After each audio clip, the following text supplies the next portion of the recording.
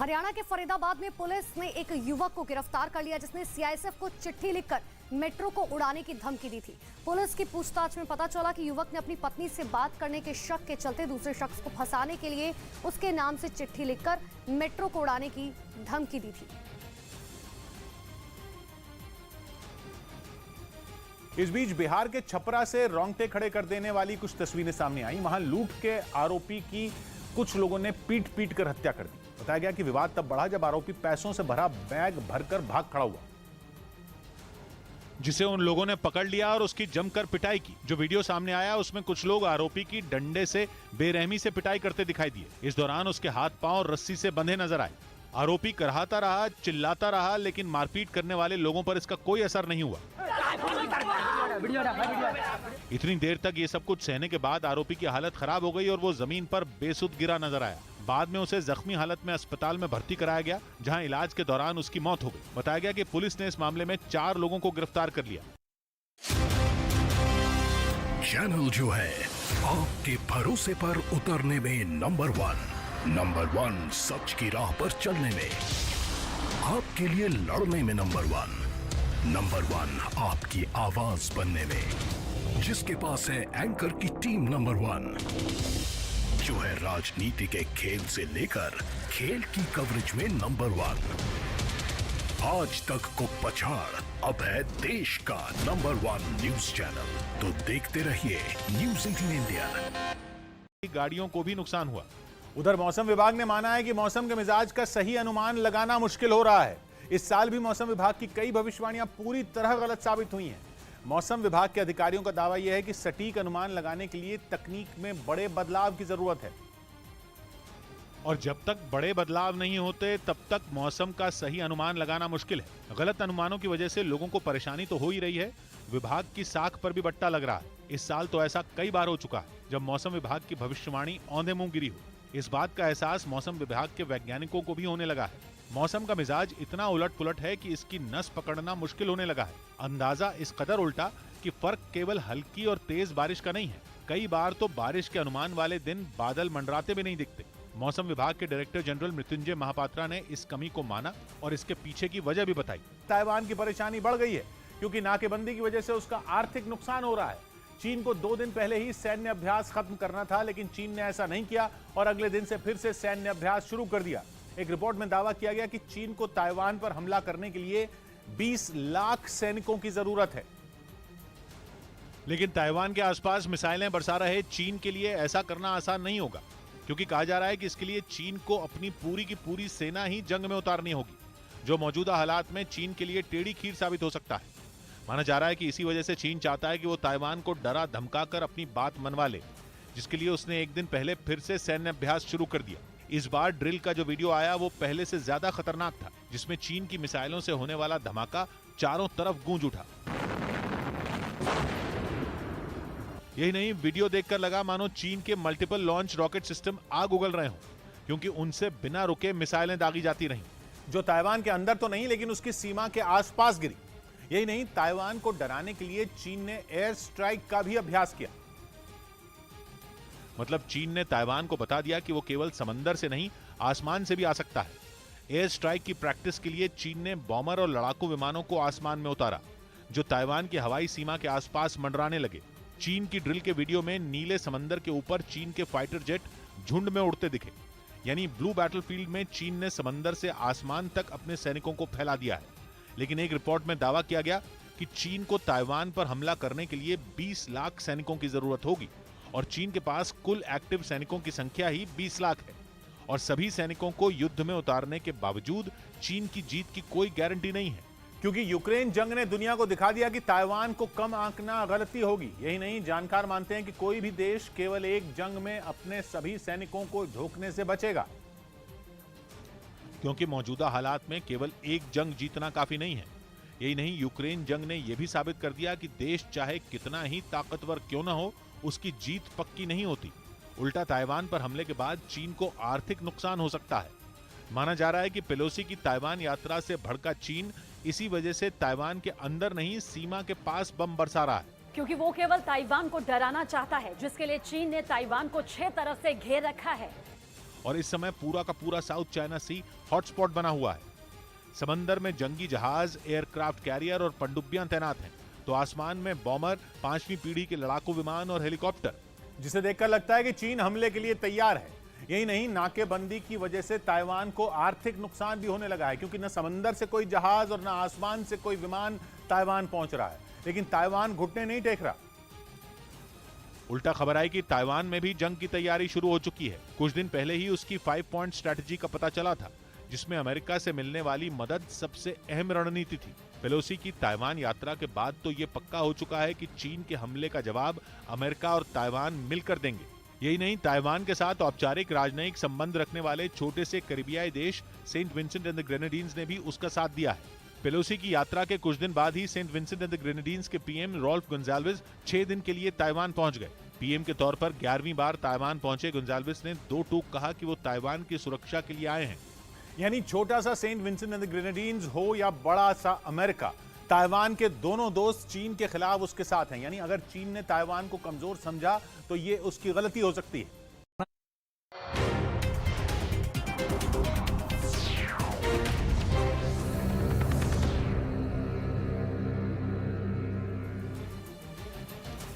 आप देख रहे हैं देश का नंबर 1 न्यूज चैनल। सबसे सटीक और भरोसेमंद खबरों के लिए देश ने एक बार फिर से न्यूज 18 इंडिया पर भरोसा जताया है। आज तक और इंडिया टीवी को पछाड़कर न्यूज 18 इंडिया लगातार देश का नंबर 1 चैनल बना हुआ है। हम पर भरोसा जताने के लिए आप सभी का बहुत बहुत शुक्रिया। और चलिए अब बढ़ते हैं आगे। नोएडा में महिला से बदसलूकी करने के मामले में श्रीकांत त्यागी अब तक फरार है और पुलिस ने श्रीकांत त्यागी पर 25,000 का इनाम घोषित कर दिया है। श्रीकांत को गिरफ्तार करने के लिए कई ठिकानों की तलाश की जा रही है। उत्तराखंड के ऋषिकेश में श्रीकांत की लोकेशन पाए जाने की बात सामने आने पर उत्तराखंड पुलिस भी उसे ढूंढ रही है। सहारनपुर में पुलिस अलर्ट पर है और सभी गाड़ियों की चेकिंग की जा रही है। पुलिस ने कार्रवाई करते हुए नोएडा के ग्रैंड ओमेक्स हाउसिंग सोसाइटी में श्रीकांत त्यागी के अवैध निर्माण पर बुलडोजर चला दिया। इस मामले में 6 लोगों को गिरफ्तार किया गया, जबकि श्रीकांत समेत 4 लोग फरार हैं। अतिक्रमण को लेकर श्रीकांत त्यागी का एक महिला से विवाद हो गया था। सोशल मीडिया पर कुछ अलर्ट आए हैं सहारनपुर को लेकर, उसको लेकर हम भी लगातार अलर्ट पर हैं और हमारी फोर्स भी गांव-गांव घूमकर भ्रमण करके जानकारी एकत्रित कर रही है। मुखबिरों को एक्टिवेट किया है और साथ ही सर्विलेंस के जरिए भी प्रयास किया जा रहा है कि इसकी अगर कहीं लोकेशन मिलती है तो उसमें तत्काल इसके खिलाफ गिरफ्तारी की जाए। जो हमारे बॉर्डर है अन्य प्रदेशों से, वहाँ पर भी पुलिस अलर्ट है और जो वाहन है उनको चेक किया जा रहा है।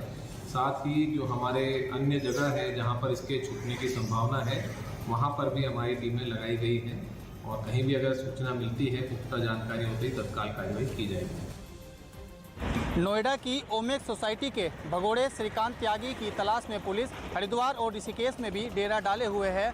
इस वक्त हम हरिद्वार के भादराबाद टोल प्लाजा पर मौजूद हैं। ऐसा सूत्रों से बताया जा रहा है कि भादराबाद टोल प्लाजा से भी श्रीकांत त्यागी की जो गाड़ी है वो पास हुई थी और नोएडा पुलिस ने भादराबाद टोल प्लाजा पहुंचकर कुछ सीसीटीवी फुटेज भी यहां पर खंगाले हैं। हालांकि जो कर्मचारी हैं, टोल प्लाजा के जो कर्मचारी हैं, जो इंचार्ज हैं, वो इस मामले में बात करने से बच रहे हैं। लेकिन सूत्रों से जो जानकारी मिल रही है उसके अनुसार नोएडा की जो पुलिस है वो यहाँ पर पहुँची हुई है और ऋषिकेश और हरिद्वार के कई जगहों पर, कई इलाकों पर पुलिस यहाँ पर लगातार जो है तलाश वो कर रही है। और भादराबाद के इस टोल प्लाजा पर भी पुलिस पहुँची थी और कुछ यहाँ से जानकारी भी उन्होंने ली थी, क्योंकि श्रीकांत त्यागी जो है वो हरिद्वार में अक्सर आता रहता है। ऐसा बताया जा रहा है कि श्रीकांत त्यागी के हरिद्वार में कारोबारी रिलेशन है और कुछ कारोबार उसके हरिद्वार में चलते हैं। इसलिए ये बहुत संभावना जताई जा रही है कि श्रीकांत त्यागी नोएडा की ओमेक्स सोसाइटी से भागने के बाद हरिद्वार या ऋषिकेश में कहीं पर छुपा हुआ हो सकता है। और फिलहाल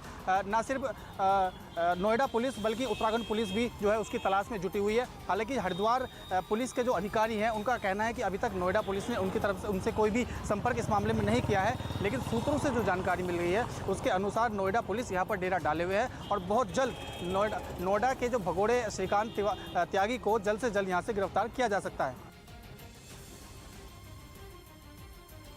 और देखिए, दो तस्वीरें आपको दिखा रहे हैं। पहली तस्वीर जहां पर महिला से बदसलूकी की गई थी, उस दिन की यह तस्वीर है, उस दिन का ये वीडियो जो काफी तेजी से वायरल हुआ, जिसमें श्रीकांत त्यागी महिला से बदसलूकी करता हुआ नजर आया। और दूसरी तस्वीर आपको दिखा रहे हैं जहां पर श्रीकांत त्यागी की तलाश लगातार की जा रही है। इसको लेकर जगह जगह छापेमारी जारी है। पुलिस की तरफ से 25,000 रुपए का इनाम रखा गया है।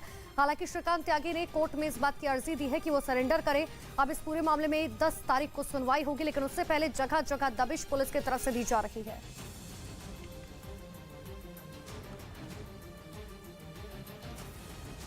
और इस प्रकार के लोगों को बर्दाश्त नहीं पार्टी करती है।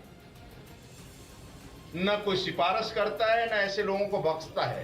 कानून सजा देगी और दंड से दंड, और संगठन, सरकार दोनों मिलकर किसी व्यक्ति को नहीं बचाता है भाई। जिसने जितना अपराध करा उसको सजा मिल जाए, लेकिन उसके बालकों को 12-12, 13-13 साल के बच्चों को ले जाकर थाने में बैठाना, उनकी महिलाओं को थाने में बैठाना, वो गलत है। अपराध बच्चों ने नहीं करा, अपराध उसने करा है, उसको पकड़ो। आ जाएगा घर से, भाज का कहाँ जाएगा? सरकार ने नाम घोषित कर दिया, देश छोड़कर तो जाने का नहीं। इस बीच खबर है कि यूक्रेन युद्ध को जीतने के लिए पुतिन ने उत्तर कोरिया के शासक किम जोंग उन से मदद मांगी है। बताया जा रहा है कि किम रूस को बड़ी संख्या में अपने सैनिक देने को तैयार भी हो गए। इस जंग को शुरू हुए 5 महीने से ज्यादा का वक्त बीत चुका है, लेकिन रूस अब तक यूक्रेन पर पूरी तरह कब्जा नहीं कर पाया। मतलब साफ है कि यूक्रेन पर कब्जे की लड़ाई रूस के लिए उतनी आसान साबित नहीं हुई जितनी समझी जा रही थी। यानी पुतिन को जंग में जीतने के लिए कड़ी मशक्कत करनी पड़ रही है। ऐसे में खबर आई कि पुतिन ने उत्तर कोरिया के शासक किम जोंग उन से मदद मांगी, जिसके बाद कहा जा रहा है कि किम ने अपने 1 लाख सैनिक रूस को देने की पेशकश की है, जिन्हें यूक्रेन के पूर्वी हिस्से में तैनात किया जा सकता है, ताकि जिन इलाकों पर कब्जे में रूस को दिक्कत उठानी पड़ रही है, उन्हें जीतने में पुतिन के सैनिकों को आसानी हो। ऐसे में कहा जा रहा है यूक्रेन से छिड़ी जंग को जीतने के लिए पुतिन उत्तर कोरिया के सैनिकों को डॉनबास में तैनात कर सकते हैं। खबरें हैं कि उन्हें यूक्रेन के डोनेस्क और लुहांस्क इलाके में ज़ेलेंस्की की फौज से लड़ने के लिए भेजा जा सकता है, जो ऐसा करके पुतिन की इस जंग को जीतने में मदद करेंगे। हालांकि उत्तर कोरिया की इस मदद के बदले में किम जोंग उन को रूस की तरफ से अनाज और बिजली देने की बात सामने आई है। इस तरह से जंग लड़ रहे रूस को तो फायदा होगा ही, आर्थिक संकट से गुजर रहे उत्तर कोरिया को भी बड़ी मदद मिलेगी। हालांकि बताया जा रहा है कि रूस उत्तर कोरिया की मदद लेने के लिए इसलिए तैयार हो सकता है क्योंकि किम के पास दुनिया की 4थी सबसे बड़ी सेना है, जो अगर युद्ध के इस वक्त में पुतिन के साथ खड़ी हो जाती है तो उनके कंधे मजबूत होना तय है। इधर नीतीश कुमार के अगले रुख पर सभी की नजरें टिक गईं। बिहार में कई सियासी अटकलों के बीच जेडीयू ने अपने विधायकों को पटना बुला लिया, जिनकी सुबह सीएम के साथ बैठक हो सकती है। खबर है कि नीतीश कुमार के जल्द कोई बड़ा फैसला लेने की संभावना है। क्या होती है मैं ये नहीं कह सकता हूँ। आरजेडी ने भी सुबह 11 बजे अपने विधायकों की एक बैठक बुलाई। हालांकि पार्टी अभी खुलकर कुछ भी कहने से बचती रही। यही वजह है कि उसने अपने प्रवक्ताओं का मीडिया पैनल भी भंग कर दिया। अब सिर्फ मीडिया में तेजस्वी यादव और जगदानंद सिंह ही बयान दे सकेंगे। बिहार में सियासी गहमागहमी के बीच बीजेपी ने शाहनवाज हुसैन समेत अपने कई बड़े पार्टी नेताओं को दिल्ली बुला लिया। हालांकि सूत्रों के हवाले से खबर यह भी है कि नीतीश कुमार उपराष्ट्रपति उम्मीदवार बनना चाहते थे, लेकिन ऐसा नहीं होने पर वो बीजेपी से खफा हो गए। तो बिहार में सियासी हलचल काफी तेज हो चुकी है। आरजेडी जेडीयू के बीच जहां सरकार बनाने को लेकर बात हुई है, वहीं आज मुख्यमंत्री नीतीश कुमार अपने विधायकों और सांसदों के साथ सुबह 11 बजे बैठक करेंगे। सूत्रों के मुताबिक आरजेडी भी बैठक करने जा रही है। तेजस्वी यादव ने अपने सभी विधायकों को 9 से 12 अगस्त तक पटना में रहने के निर्देश जारी किए हैं। तो वही बीजेपी ने अपने सभी बड़े नेताओं को दिल्ली तलब किया है। नितिन नवीन, शाहनवाज हुसैन, नित्यानंद राय, रविशंकर प्रसाद, सतीश चंद्र दुबे को दिल्ली बुलाया गया। बता दें कि जेडीयू से आरसीपी सिंह के इस्तीफे के बाद बिहार की राजनीति में हलचल काफी तेज हो गई है। सूत्रों के मुताबिक आरजेडी और जेडीयू के बीच सरकार बनाने पर बातचीत हुई। दोनों दलों में कुछ मंत्रालयों और विभागों को लेकर बातचीत की भी खबर सामने आई।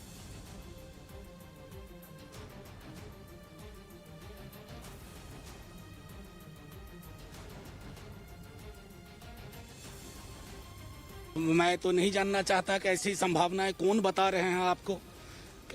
ऐसी संभावनाएं तो हमें कम से कम नहीं दिख रही हैं। और अगर राष्ट्रपति शासन, पहले तो ये तय हो कि क्या हो रहा है, अभी तो सिर्फ बयानबाजी हो रही है, बयान असहज कर रहे हैं बिहार के सरोकारों को। तो देखा जाए आगे क्या होता है।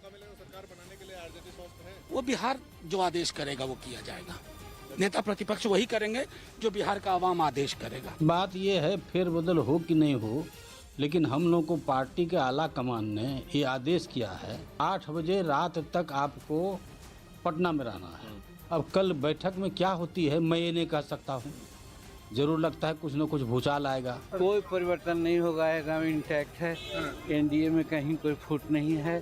विचार में भिन्नता है थोड़ी, लेकिन मतभेद नहीं है, मनभेद नहीं है। सर, जिस तरह से जदयू जो बैठक बुलाई है, फिर कांग्रेस भी बैठक बुला रही है विधायक की, तो कहीं ना कहीं विधायकों की बैठक बुलाना एक यूजुअल कार्यक्रम है। हर परिस्थिति में सब लोग महीना में, 2 महीना में, 6 महीना में बुलाते हैं। तो एक संजोग ऐसा है कि सबका एक ही 2 दिन में इधर ड्यूज हो गया, इसीलिए लोग बुलाए हैं। हम लोग भी बुलाए हैं, इसलिए उसका कोई राजनीतिक हितार्थ नहीं। सर, आप नीतीश जी के साथ रहेंगे? अगर कुछ इधर से उधर होता है तो नीतीश कुमार के साथ रहेंगे या भाजपा के साथ रहेंगे? सवाल ये है कि अभी प्रश्न क्या, अभी हम हैं काम, अभी हम नीतीश कुमार के साथ हैं, भाजपा के साथ हैं। और देखिए, 2 तस्वीर आपको दिखा रहे हैं जिस तरीके से बिहार की राजनीति में हर मिनट बदलाव आ रहा है। अब सब सवाल ये है कि क्या बिहार में सरकार बदलेगी। और दूसरी तस्वीर आपको दिखा रहे हैं, आज 11 बजे जेडीयू की एक बड़ी बैठक होने जा रही है। जेडीयू के साथ साथ आरजेडी की भी एक बड़ी बैठक होने जा रही है। हालांकि कहा जा रहा है कि आरजेडी और जेडीयू के बीच में बातचीत हो चुकी है, विभागों के बारे में या मंत्रालयों के बारे में बातचीत हो चुकी है। लेकिन आज ये जो बैठक होने वाली है जेडीयू के, जिसमें सभी सांसदों और विधायकों को बुलाया गया है। दूसरी तरफ आरजेडी ने अपने तमाम जितने भी लोग हैं उन सभी को कहा है कि 9 से 12 अगस्त तक वो पटना से बाहर नहीं जाएंगे।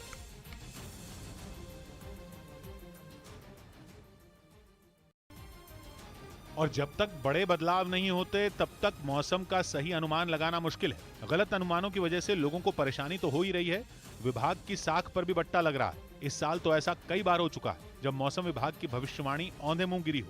इस बात का एहसास मौसम विभाग के वैज्ञानिकों को भी होने लगा है। मौसम का मिजाज इतना उलट पुलट है कि इसकी नस पकड़ना मुश्किल होने लगा है। अंदाजा इस कदर उल्टा कि फर्क केवल हल्की और तेज बारिश का नहीं है, कई बार तो बारिश के अनुमान वाले दिन बादल मंडराते भी नहीं दिखते।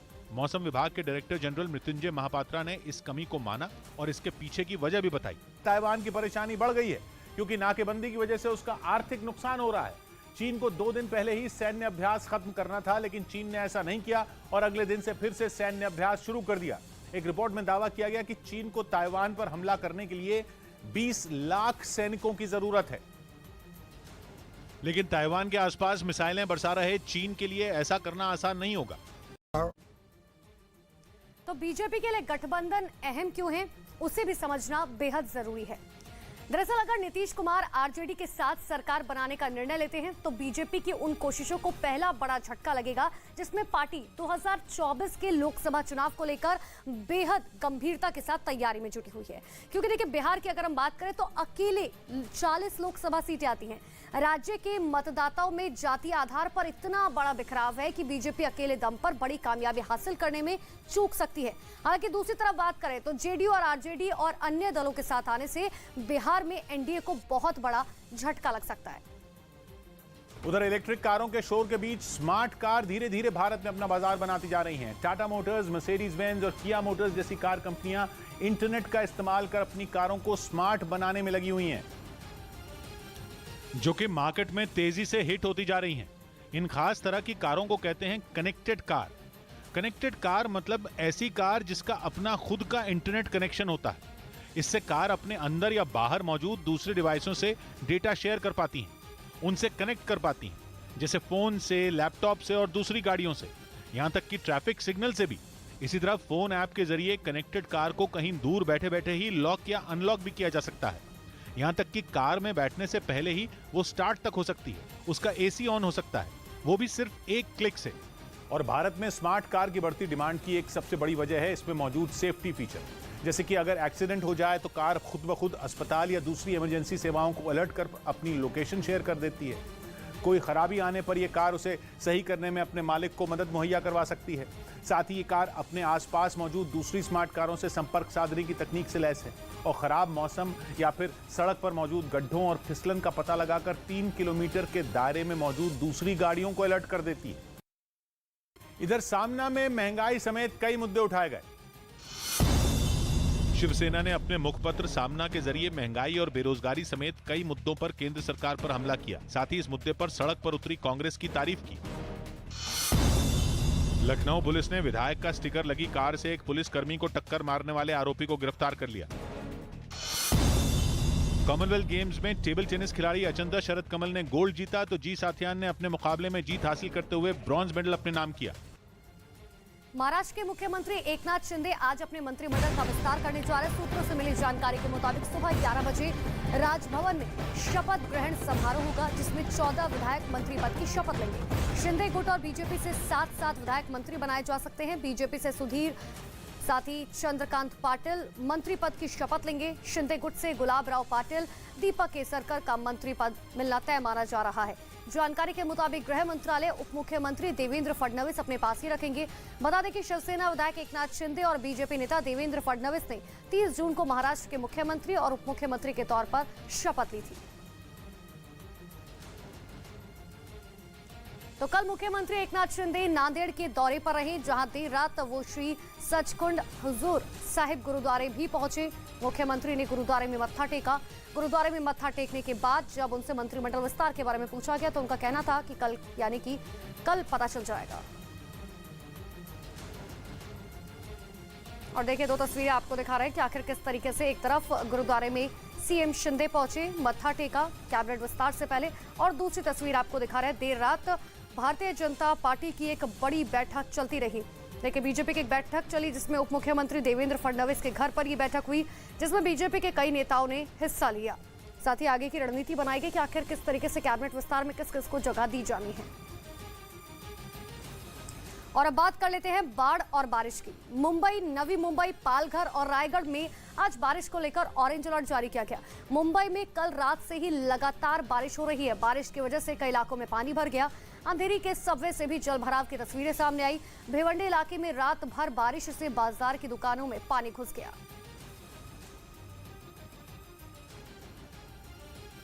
और देखिए, तस्वीर आपको मुंबई की दिखा रहे हैं, जहां पर देखिए किस तरीके से सड़कों पर दरिया बहता हुआ साफ तौर पर नजर आ रहा है। ऐसे में लोगों की मुसीबतें बहुत ज्यादा बढ़ गई हैं।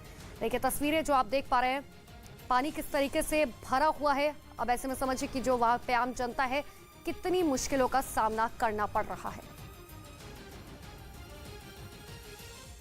उधर इजरायल के ताबड़तोड़ हवाई हमलों ने फिलिस्तीन के आतंकी संगठन इस्लामिक जिहाद को घुटनों पर आने के लिए मजबूर कर दिया। पिछले दिनों अपने एक टॉप कमांडर की गिरफ्तारी के बाद ईरान के समर्थन वाले इस संगठन ने इजरायल के खिलाफ अभियान तेज करने की कोशिश की थी, लेकिन इजरायल ने गाजा पट्टी में उसके ठिकानों पर रॉकेटों की ऐसी बौछार की कि पूरा इलाका धमाकों की आवाज से दहल उठा। इजरायल के इस हमले के बाद वहां हर ओर धुएं का भयानक गुबार फैल गया और लोग जान बचाकर इधर उधर भागते दिखाई दिए। वहीं इजरायल ने गाजा पट्टी में उस इमारत पर भी रॉकेट दागे जहां उसे इस्लामिक जिहाद के आतंकियों के छिपे होने का शक था। उस इमारत में एक के बाद एक कई जोरदार धमाके होते दिखाई दिए और उसके इन हमलों ने आतंकी संगठन इस्लामिक जिहाद की कमर तोड़ दी, जिसके बाद उसने सीज फायर की गुहार लगानी शुरू कर दी। जबकि इससे पहले उसने भी इजरायल के अलग अलग शहरों को निशाना बनाकर सैकड़ों रॉकेट दागे थे, लेकिन इजरायल के डिफेंस सिस्टम आयरन डोम ने उन्हें इंटरसेप्ट कर हवा में ही मार गिराया और पलटवार करते हुए गाजा पट्टी में मजबूत पकड़ वाले इस आतंकी संगठन के ठिकानों पर ताबड़तोड़ हवाई हमले शुरू कर दिए। इजरायल ने दावा किया कि इन हमलों में इस्लामिक जिहाद के एक बड़े कमांडर समेत करीब 50 फिलिस्तीनियों की मौत हो गई, जबकि 300 से ज्यादा लोग घायल हो गए। जिसके बाद इस आतंकी संगठन ने मिस्र से मदद की गुहार लगाई, जिसकी कोशिश के बाद इजरायल भी सीज फायर के लिए राजी हो गया। लेकिन इजरायल ने एक बार फिर साबित कर दिया कि अपने दुश्मनों को उनके घर में घुसकर मारने में उसका कोई तोड़ नहीं है। असल में करीब 33 महीने पहले 12 नवंबर 2019 को इजरायल ने फिलिस्तीन के इस आतंकी संगठन इस्लामिक जिहाद के सुप्रीम कमांडर को मार गिराया था, जिसके बाद इस संगठन की ओर से इजरायल को हमले की धमकी दी गई थी। तभी से इस आतंकी संगठन के टॉप कमांडर इजरायल की खुफिया एजेंसी मोसाद के निशाने पर थे। दावा है कि इजरायल का दुश्मन ईरान इस आतंकी संगठन का सबसे बड़ा मददगार है और ईरान की ओर से इसे हर साल करीब 1000 करोड़ रुपए तक की मदद मिलती है। इधर राजस्थान में आईएसआई के लिए जासूसी के आरोप में 5 लोग धरे गए। 15 अगस्त की तैयारियों के बीच पाकिस्तान की खुफिया एजेंसी आईएसआई के लिए जासूसी करने के शक में जोधपुर से 5 लोगों को गिरफ्तार किया गया। यूपी के सीएम योगी आदित्यनाथ को पुलिस कंट्रोल रूम नंबर 112 पर व्हाट्सएप के जरिए बम से उड़ाने की धमकी दी गई। इस मामले में लखनऊ पुलिस ने केस दर्ज कर लिया और आरोपियों की तलाश में जुट गई। बीसीसीआई ने घरेलू क्रिकेट के कार्यक्रम का ऐलान कर दिया। ये सीजन सितंबर से शुरू होकर मार्च तक चलेगा, जिसमें दलीप ट्रॉफी और ईरानी ट्रॉफी भी शामिल होंगी। यूपी के मऊ में पुलिस ने सड़क पर एक नेता की गाड़ी को रोका, साथ ही उसके बाद गाड़ी के शीशे पर काली फिल्म उतार दी। ट्रैफिक पुलिस ने चेकिंग के दौरान बीजेपी के अल्पसंख्यक मोर्चा के अध्यक्ष का स्टिकर लगी एक गाड़ी को रोक दिया। गाड़ी के शीशे पर काली फिल्म होने की वजह से पुलिस ने बीच सड़क पर ही नेता को गाड़ी से बाहर आने को कहा और खुद गाड़ी पर लगी काली फिल्म को उतारने को कहा। इसी दौरान पुलिसकर्मियों ने ट्रैफिक नियमों की अनदेखी करने पर नेता का चालान भी काट दिया। दरअसल गाड़ी पर काली फिल्म लगाना बैन है, बावजूद इसके सड़क पर काली फिल्म लगी गाड़ियां सरपट दौड़ रही है, जिसको लेकर ट्रैफिक पुलिस सतर्क है और जगह जगह पर इसके खिलाफ अभियान चला रही है। पुलिस आपराधिक गतिविधियों पर लगाम लगाने के लिए गाड़ियों में काले शीशे लगाने वालों पर सख्त कार्रवाई कर रही है। रूस और यूक्रेन से जुड़ी हुई बड़ी खबर आपको बता दें, जहां पर खबर यह है कि रूस ने जापोरिजिया में जनमत संग्रह कराना शुरू कर दिया है। जापोरिजिया यूक्रेन का वो शहर है जिस पर रूस पिछले कई हफ्तों से कब्जे का दावा कर रहा है और अब रूस वहां जनमत संग्रह कराने में जुटा है ताकि यूक्रेन के इस शहर को रूस में मिलाया जा सके। दावा यह भी किया जा रहा है कि रूस ने जापोरिजिया में अधिकारियों की नियुक्ति भी कर दी है। तो वहीं रूस के इस कदम पर यूक्रेन के राष्ट्रपति जेलेंस्की ने आपत्ति जताई और ये कहा कि ऐसे में रूस के साथ शांति वार्ता मुमकिन नहीं है। और ज्यादा जानकारी के लिए हमारे सहयोगी जनक दवे हमारे साथ जुड़े हुए। जनक, साफ तौर पर यूक्रेन की तरफ से आपत्ति जताई जा रही है, लेकिन रूस का कोई बिगर और फ्यूचर प्लान लग रहा है?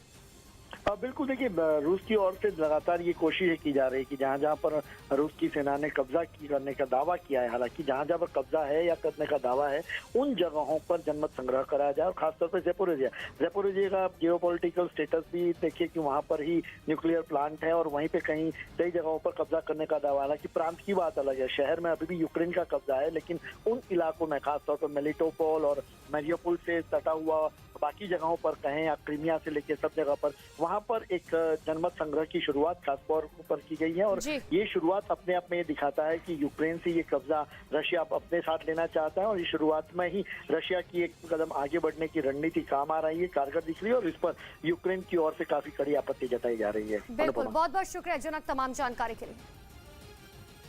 इस बीच नोएडा की ग्रैंड ओमैक्स हाउसिंग सोसाइटी में एक महिला से बदसलूकी करने के आरोपी श्रीकांत त्यागी के अवैध निर्माण पर प्रशासन ने बुलडोजर चला दिया। वहां कार्रवाई करने के लिए नोएडा प्रशासन की एक टीम और बड़ी संख्या में पुलिस वाले पहुंचे और वहां उन्होंने श्रीकांत त्यागी के फ्लैट के बाहर बनाए गए अवैध निर्माण को तोड़ने की कार्रवाई शुरू कर दी।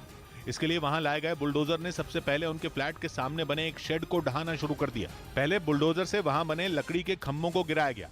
इसके बाद कांच के बने शेड का एक बड़ा हिस्सा तोड़कर गिरा दिया गया। लेकिन नोएडा अथॉरिटी का बुलडोजर यही नहीं रुका, उसके एक हल्के से झटके से बाकी बचा शेड भी टूटकर तिनके की तरह गिर गया। पूरा प्लेटफॉर्म था वो यहाँ पर तोड़ दिया गया है। आपको यहाँ पर वो झालर यहाँ पर लगाई गई थी, लाइट लगाई गई थी क्योंकि यहाँ पर पार्टियां भी होती थी। ग्रैंड ओमैक्स हाउसिंग सोसाइटी के लोगों ने आरोप लगाया कि अवैध कब्जे का विरोध करने पर उन्हें धमकियां तक दी जाती थी और इसी वजह से वहां रहने वाले ज्यादातर लोग श्रीकांत त्यागी से उलझने की बजाय चुप रहना ही बेहतर समझते थे। कहा जाता है कि लोगों की इसी चुप्पी से श्रीकांत त्यागी के हौसले और बढ़ गए, जिसके बाद उन्होंने अपने फ्लैट के सामने बनाए गए शेड के आगे की जमीन पर पेड़ भी लगाना शुरू कर दिया। बताया गया कि इसकी शिकायत नोएडा अथॉरिटी से की गई थी, लेकिन अथॉरिटी श्रीकांत त्यागी के खिलाफ कोई कदम उठाती इससे पहले ही उन पर एक महिला से बदसलूकी का बड़ा आरोप भी लग गया। पुलिस ने उनके खिलाफ कई धाराओं में केस दर्ज कर लिया। इस बीच नोएडा अथॉरिटी ने हाउसिंग सोसाइटी में हुए अवैध निर्माण पर हथौड़ा भी चलवा दिया। इस दौरान वहां बड़ी संख्या में पुलिस वाले भी मौजूद रहे। इसके साथ ही श्रीकांत त्यागी पर की जा रही इस कार्रवाई को देखने के लिए हाउसिंग सोसाइटी के लोग भी वहां भारी संख्या में जुटे और जैसे ही वहां बुलडोजर पहुंचा, लोगों में खुशी की लहर दौड़ गई। लोग बुलडोजर के करीब पहुंचने की कोशिश करते दिखे, जिन्हें पुलिस के जवानों और अथॉरिटी की टीम ने रास्ते से हटाया। इसके बाद बुलडोजर ने जैसे ही श्रीकांत त्यागी के अवैध निर्माण को गिराया, वहां मौजूद लोगों ने नारे लगाने शुरू कर दिए। श्रीकांत त्यागी के अवैध कब्जे के ध्वस्त होने के बाद लोगों ने योगी सरकार की जमकर तारीफ की। तक सूरज चांद रहेगा, योगी मेरा नाम रहेगा। इसके साथ ही हाउसिंग सोसाइटी प्रशासन ने भी राहत की सांस ली। हालांकि वहां की सेक्रेटरी ने नोएडा प्रशासन से मांग की कि वहां सुरक्षा के और बेहतर इंतजाम किए जाएं। हमें सिक्योरिटी चाहिए आने वाले समय में। श्रीकांत त्यागी पर कुछ दिनों पहले ही एक महिला से बदसलूकी करने के आरोप लगे थे। इधर यूपी के मंत्री राकेश सचान को सजा सुनाई गई। यूपी के कैबिनेट मंत्री राकेश सचान को कानपुर की अदालत ने अवैध हथियार रखने के मामले में 1 साल की सजा सुनाई। हालांकि बाद में उन्हें जमानत भी मिल गई। आदेश के खिलाफ सेशन कोर्ट में अपील करेंगे। हरियाणा विधानसभा के मानसून सत्र की शुरुआत हो गई। 3 दिनों तक चलने वाले इस सत्र की कार्यवाही पेपरलेस यानी डिजिटल होगी। ये ऐप मोबाइल में भी डाउनलोड हो सकेगी। मध्य प्रदेश के निवाड़ी जिले में एसी फटने से एक कार में आग लग गई, जिसके बाद उसमें बैठे परिवार ने किसी तरह कार से कूदकर अपनी जान बचाई। यूपी के संभल में गुंडों ने कानून व्यवस्था को चुनौती देते हुए पथराव किया और इसी बीच बंदूक भी लहराते हुए नजर आए, जिसका वीडियो अब सोशल मीडिया पर वायरल हो रहा है, जिसमें 2 पक्षों के लोग पत्थरबाजी करते हुए नजर आए। मामूली विवाद में बात इतनी बढ़ गई कि लोग एक दूसरे की जान लेने पर आमादा हो गए। इस दौरान बेखौफ गुंडों ने ताबड़तोड़ गोलियां चलाई, जिससे असमोली इलाका गोलियों की आवाज से थर्रा उठा और 2 पक्षों के बीच हुए इस खूनी संघर्ष में कई लोग घायल हो गए। वहीं इस घटना के बाद से गाँव में दहशत का माहौल बन गया। लेकिन सरेआम पथराव और फायरिंग करने वाले अब तक पुलिस की गिरफ्त से बाहर है। तो वहीं पथराव और फायरिंग का वीडियो सामने आने के बाद पुलिस प्रशासन की कार्रवाई पर कई सवाल खड़े हो रहे हैं। इस बीच तमिलनाडु के तंजावुर से चौंकाने वाला एक वीडियो सामने आया, जिसमें दिखा कि राज्य के शिक्षा मंत्री के लिए एम्बुलेंस को बीच रास्ते में रोक दिया गया। इस वीडियो के सोशल मीडिया पर वायरल होते ही राज्य सरकार विपक्ष के निशाने पर आ गई, क्योंकि वायरल हुए इस वीडियो में सायरन बजाती हुई एक एम्बुलेंस सड़क किनारे तब तक खड़ी दिखी जब तक राज्य के शिक्षा मंत्री अनबिल महेश की गाड़ियों का काफिला वहां से गुजर नहीं गया। वीडियो में एक पुलिसकर्मी भी दिखाई दिया जो कि एम्बुलेंस के पास ही खड़ा नजर आया और जैसे ही वहां से शिक्षा मंत्री का काफिला गुजरा, उसने अनबिल महेश को सलामी दी। इस वीडियो के वायरल होने के बाद मंत्री पर सवाल उठने शुरू हो गए। उन पर आरोप लगने लगे कि उन्होंने मरीज की जान की कीमत नहीं समझी और उनकी वजह से एक एम्बुलेंस को अस्पताल पहुंचने में देरी हुई। बताया गया कि इस काफिले में करीब 25 कारें थीं, जिस वजह से एम्बुलेंस को ज्यादा देर वहां रुकना पड़ा। इधर नेट की दूसरे चरण की परीक्षा अगले महीने होगी। यूजीसी ने नेट की दूसरे चरण की परीक्षा टालने का फैसला लिया। अब यह परीक्षा 20 से 30 सितंबर के बीच होगी।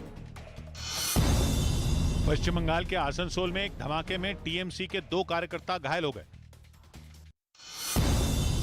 जसप्रीत बुमराह चोट की वजह से एशिया कप से बाहर हो गए। एशिया कप की शुरुआत इसी महीने 27 अगस्त से दुबई में होगी। उधर जंगलों में फैली भीषण आग ने इटली के कई शहरों में कहर बरपाना शुरू कर दिया है, जिसमें कई वीडियो सामने आए और इसके बाद आग को बुझाने के लिए एक बड़ा ऑपरेशन शुरू किया गया। लेकिन दूर दूर तक फैली इन आग की लपटों पर काबू पाना आसान काम नहीं था। जरा ड्रोन कैमरों में रिकॉर्ड किए गए इस वीडियो को देखें, जिसे देखकर लग रहा है कि जैसे यहाँ कोई हवाई हमला हुआ हो। लेकिन सच्चाई है कि भीषण गर्मी के बीच फैली इन आग की लपटों ने रिसाइकलिंग प्लांट को जलाकर राख कर दिया, जहाँ प्लास्टिक का कचरा रखा गया था। इसके अलावा इटली के दक्षिणी इलाके में भी आग की लपटें तेजी से फैली, जहां 13वीं शताब्दी का कैसल डेल मोंटे किला भीषण आग की चपेट में आ गया और उसे जबरदस्त नुकसान पहुंचा। इसके बाद आग बुझाने के लिए विमान की मदद ली गई और कई घंटों की कड़ी मेहनत के बाद आग पर काबू पाया गया।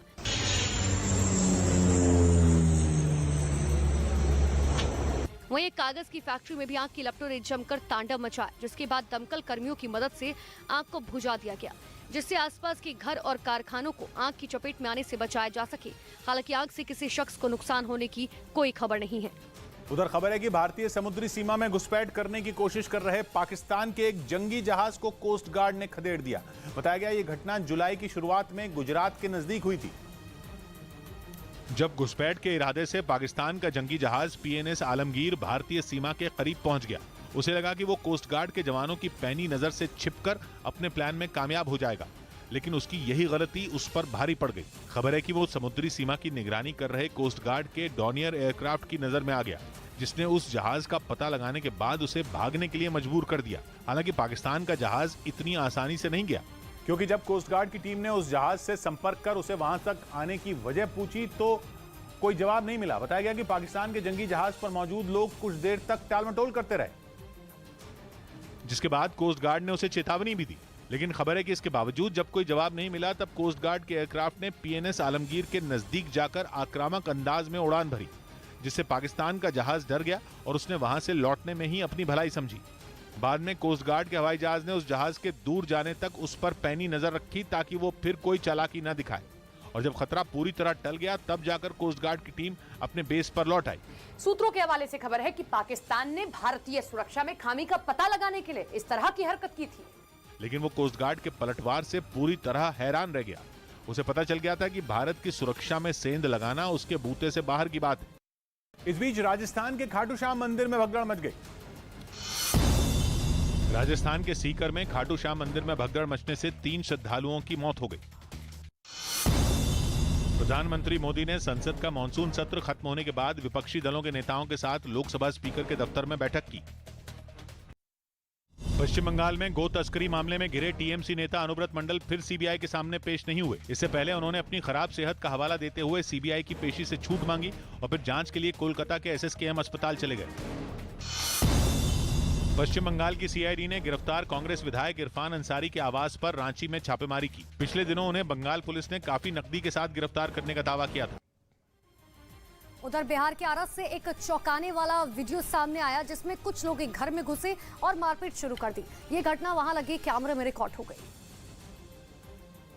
जिसमें कुछ लोग लाठी और डंडों के साथ एक घर में घुसे। सबसे पहले उन्होंने एक युवक पर धावा बोला, लेकिन जैसे ही उसका पिता और मां बचाने के लिए आए तो आरोपियों ने उन्हें दरवाजे बाहर खींचकर पीटना शुरू कर दिया।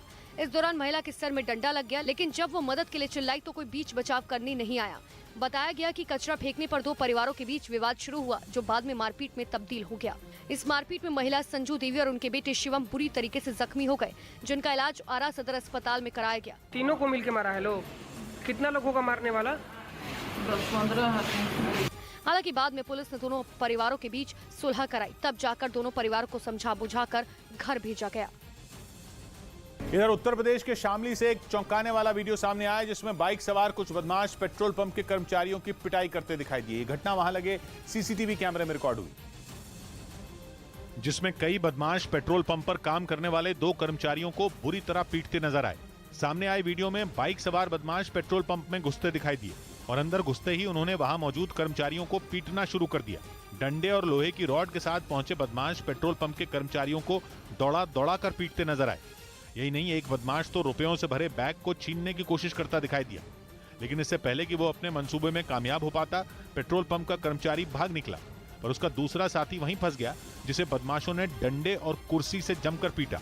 बताया गया कि बदमाशों के हमले में दोनों कर्मचारियों को काफी चोट आई, एक को तो अस्पताल में भर्ती करवाना पड़ा। दिन दहाड़े पेट्रोल पंप के कर्मचारियों की पिटाई का सीसीटीवी वीडियो सामने आने के बाद पुलिस बदमाशों की तलाश में जुट गई।